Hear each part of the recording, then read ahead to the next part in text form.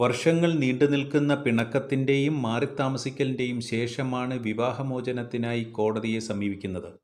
ഇന്ന് തീരും നാളെ തീരും എന്ന് പ്രതീക്ഷയോടെ കാത്തിരുന്ന് തള്ളി നീങ്ങുന്നത് 5ഉം 10ഉം വർഷങ്ങളാണ്.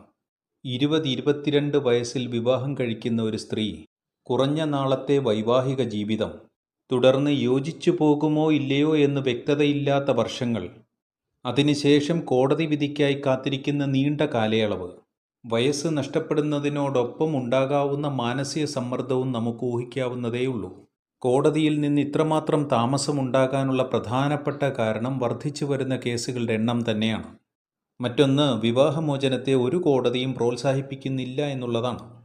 കോടതിയിലെത്തുന്നവയിൽ മീഡിയേഷനിലൂടെ സെറ്റിൽ ചെയ്തു പോകുന്ന നല്ലൊരു വിഭാഗം കേസുകളുമുണ്ട്. അതുപോലെ തന്നെ കേസ് കണ്ടസ്റ്റഡ് ഡിവോഴ്സായി ഫയൽ ചെയ്യുകയും പിന്നീട് ഇരു കക്ഷികളും ചേർന്ന് മ്യൂച്വൽ ഡിവോഴ്സായി ഫയൽ ചെയ്യുകയും ചെയ്യുന്ന വേഗത്തിൽ ഡിവോഴ്സായി പോകുന്ന കേസുകളുമുണ്ട്. കണ്ടസ്റ്റഡ് ഡിവോഴ്സിൽ വാശി തീർക്കാനുള്ള ഒരു വേദിയായിട്ടാണ് കോടതിയെ പലരും കാണുന്നത്. ഇവിടെ പല കേസുകളിലും മനഃപൂർവ്വമായി എതിർകക്ഷി കാലതാമസം വരുത്തുകയാണ് ചെയ്യുന്നത്. എന്നാൽ ഹർജിക്കക്ഷിയാകട്ടെ എത്രയും പെട്ടെന്ന് തീരുമെന്ന പ്രതീക്ഷയിൽ കാത്തിരിക്കുന്നു. അകാരണമായി അനന്തമായി കേസ് നീണ്ടുപോകുന്നതായി നിങ്ങൾക്ക് ബോധ്യം വന്നാൽ അതാത് ഫാമിലി കോടതിയിൽ തന്നെ സ്പീഡി ട്രയൽ പെറ്റീഷൻ ഫയൽ ചെയ്യാവുന്നതാണ്.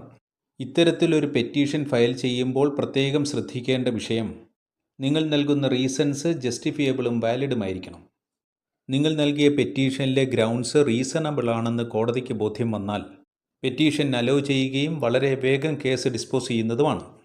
എന്നാൽ റീസൺസ് സഫീഷ്യൻ്റ് അല്ല എന്ന് കണ്ടാൽ കോടതി പെറ്റീഷൻ ഡിസ്മിസ് ചെയ്യുന്നു. ഫാമിലി കോടതി പെറ്റീഷൻ അലോ ചെയ്തില്ലെങ്കിൽ നിങ്ങൾക്ക് ഹൈക്കോടതിയെ സമീപിക്കാവുന്നതാണ്. അവിടെയും നിങ്ങളുടെ റീസൺസ് വ്യക്തമാക്കാൻ സാധിക്കുന്നു. വർഷങ്ങൾ നീണ്ടുപോകുന്നതിലുള്ള പ്രതിസന്ധി നിങ്ങൾക്ക് വ്യക്തമാക്കാൻ കഴിയണം. ഫാമിലി കോടതിയിൽ നിന്ന് തന്നെ നിങ്ങൾക്ക് അനുകൂലമായൊരു വിധിയുണ്ടായാൽ ആ ഓർഡറിൽ കേസ് തീർപ്പാക്കാൻ എടുക്കുന്ന കാലയളവ് വ്യക്തമായി രേഖപ്പെടുത്തിയിരിക്കണം. വ്യക്തമായ ഒരു പീരീഡ് മെൻഷൻ ചെയ്തിരിക്കണം എന്നുള്ളത് ഹൈക്കോടതിയുടെ ഡയറക്ഷനാണ്. 2-3 വർഷം കലഹിച്ചോ അല്ലാതെയോ ജീവിച്ചതിന് ശേഷം വിവാഹമോചനത്തിനായി 10-12 വർഷം കാത്തിരിക്കേണ്ടി വരുന്നവർക്ക് ഇത്തരത്തിലുള്ള ഒരു പെറ്റീഷൻ വളരെയേറെ പ്രയോജനപ്രദമാണ്. വർഷങ്ങൾ നീണ്ടു നിൽക്കുന്നതും സാമ്പത്തിക ചിലവുള്ളതുമായ ഒരു പ്രോസസ്സ് എന്ന നിലയിൽ വ്യക്തമായി ആലോചിച്ചതിന് ശേഷം മാത്രമേ ഡിവോഴ്സ് കേസിനു വേണ്ടി തയ്യാറെടുക്കാവൂ.